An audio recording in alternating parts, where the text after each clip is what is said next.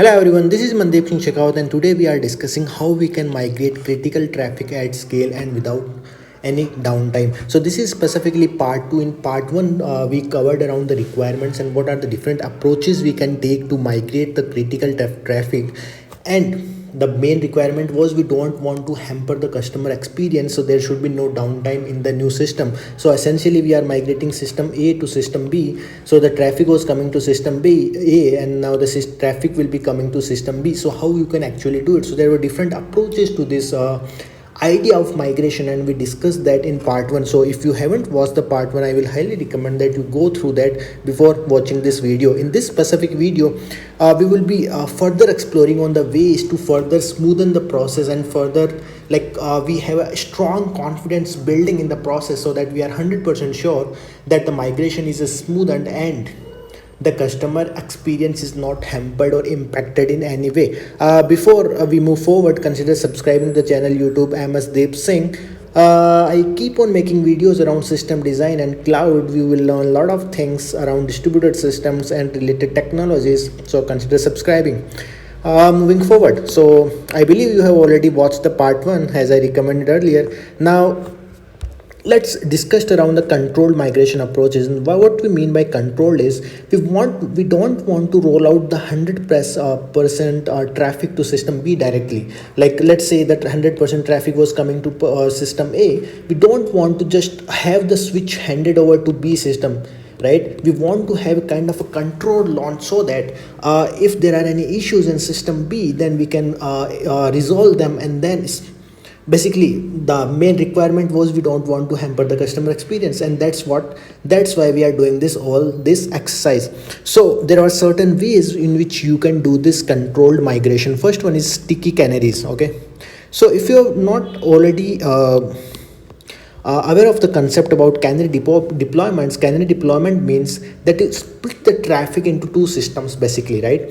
So this is your load balancer per se. Let's say your load balancer or your API gateway, from where for a particular API you split the traffic into two systems, and for some of the request this goes to old service, and for some of the request it goes to newer service. So this is essentially a canary deployment, where you divide the traffic into two systems, two code bases. This is version 1 and this is version 2.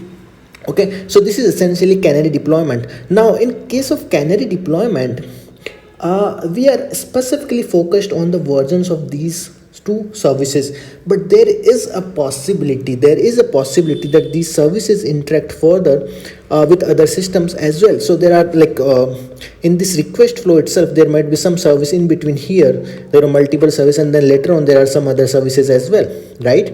For Netflix architecture specifically, there are a lot of microservices involved to solve the purpose, to solve the customer request. So in this case, we are not just interested into behavior of these two systems, we are also interested how the complete request flow looks like, because for customer the complete request flow is important, right? From customer's perspective, it don't matter if you are changing any backend service or not. It should be just that the experience is not impacted, right? So the canary deployment helps in traffic division between older and newer versions of software, but there can be multiple services involved in request flow, right, as we discussed.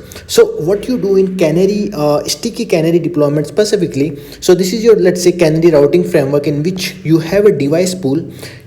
So you have associated some users to the canary device pool. So if the request comes from that pool, then you will route the request to canary. Otherwise the request will be routed to the existing system. Okay, this is your existing system, and the stickiness is observed, or we have set up this stickiness in a separate user pool, which we are calling canary device user pool. So you have a canary cluster 2.0 plus a baseline cluster 1.0. You are sending the request to both of these systems, capturing the metrics and doing the analysis. And if you see any issues with the analysis, then you terminate the canary experiment, right? Okay, so this is the whole purpose, or how the sticky canaries work. Now second approach, or the second way of controlling the migration, is via A/B testing. And what you do in A/B testing is you define certain kind of experiments based on some kind of parameter, so that let's say the experiment or treatment, you assign some kind of treatments based on some parameters, right? So let's say if the request is specific to, okay, let's take this example. So if the request is specific to Bangalore, then you are treating as a treatment T1. If there are others, it is treatment by default C treatment. Okay, so if the treatment is T1, then you execute this code block. If the treatment is others, or like other than T1, then you execute this code block, right? So here we have we took an example of two treatments itself. One is default treatment and one is treatment T1, which is an overridden behavior. There can be multiple treatments, let's say T2, T3, T, something like that, and the parameter can be anything. The one parameter which we discussed is regional parameter, Bangalore or others, right? So it is a control experiment where you control or divide the traffic based on one or more treatments here. Got it? Eraser select ho gaya. Okay, we are back to pencil. So I believe you got the general idea about how you divide the traffic based on some kind of experiment. So you can create these treatments in your framework. There can be some framework in your system, in your organization, that you can use for this division of treatments. So this experiment can run over a longer span of time. If we discuss the canary deployments, right, it generally executes for a fixed, or like not for a long period of time, but there are some experiments or the experiments basically that we want to run for a long span of time, right? For some kind of analysis, it is possible that we require to run the experiment for long period of time to reach to a particular conclusion. So A/B testing is helpful there. The treatment is assigned based on any desired factor. This we already discussed. Any parameter we specify, we derive the treatment based on that, and then run our code block accordingly. Once we are sure that metrics are as per expectations, we can roll out changes percentage. But this will be discussing in dialing traffic as well. And finally, once we are sure that okay, we are good to go, we have rolled 100% traffic, then we turn off the experiment, turn off all the treatments, and everything will go via a newer treatment. So in this case, this was older treatment, this is the newer treatment. So instead of C, you rolled out T1 to 100% from 0%. So this is essentially you have gone to a complete newer treatment. That means you have executed your experiment successfully, and if definitely if there are any hiccups and all, you have to fix that before moving forward, right? So let's move to dialing traffic. In dialing traffic specifically, once you have figured out, okay, let's say in case of T1, you have ran the experiment for Bangalore earlier, then you ran the experiment for Hyderabad, then you ran experiment for Gurgaon, right? So once you have ran this experiment for these locations, then you start dialing up based on percent wise. So now 10% traffic will go to T1 treatment, then 20%, then 50%, and finally to 100%, right? This is your dialing up your traffic. Now there can be other percentage wise parameter is one factor, right? There can be other parameters as well, right? There can be other parameters as well. Let's say flow a new system in night and older system during day. This is another parameter. Regional level, let's say for India specifically, go to like in here we took the example around Bangalore, right? So let's say you divide on the regional level. You have India data center in Mumbai, right? So here you go to treatment T1. If it's US East 1, then you go to treatment C. Okay, so accordingly you can divide based on any factors and then percentage dial up the traffic completely.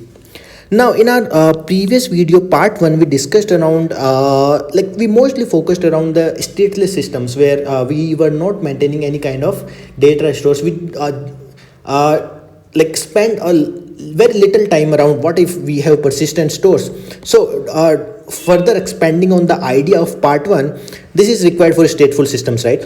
If we have stateful systems, there might be some state change and we are maintaining that state in a data store. So we want both of our systems to be sync for that required state, right? If you want to compare the responses, if you want to run the analysis to generate reports, you want to have that same state in both the databases. So how can you do it? So the first step is you do the ETL, right? What I mean by ETL is you have data store 1. So this is for older system. You have data store 2, which is for newer system. So you basically extract the data from here. So that is first step. Then you transform that data into the model or data model of this data store, specifically corresponding to service 2. Once the transformation is done, then you load the data here, ETL, right? Extract, transform, load. Once that is done, the second step is any request which is coming from device, it will write data to both the data store. So you have this old data store, you have this new data store.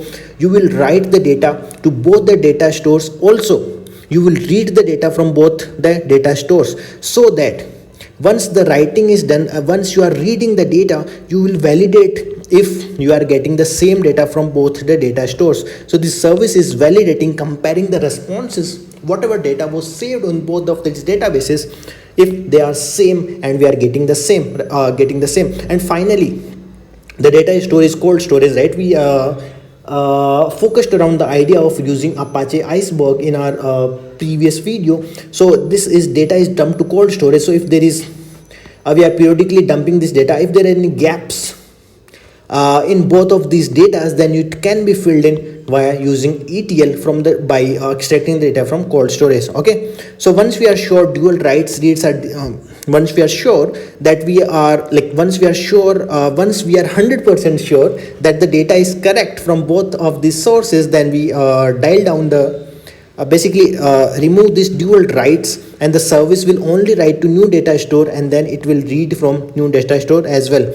The final step for any migration will be cleanup, right? So for setting up the migration, for moving from architecture 1 to architecture 2, you configured some kind of configurations, right? You might have introduced some kind of new service like replay service, or a lot of other stuff which you did. You set up some code blocks based on the treatment, right?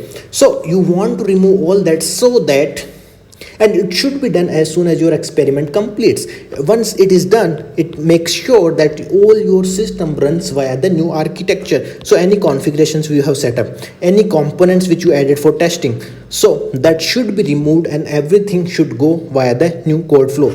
Additionally, this is the most important actually. Additionally, what you should do, you should document all the steps. You should document all the steps which you did for the migration. Like, these are the old steps which I did, and this was the analysis. You should also attach the results, right? So this helps in further migrations in future. Also, if there were any issues, if you have all that documented, you can take inspiration in future, so that those issues can be avoided for future migration. So this will be all we will be discussing in this video. If you like the video, consider subscribing and like the video and share with your friends. This is our channel, MsDeep Singh. Till then, stay safe. Tata. Bye bye.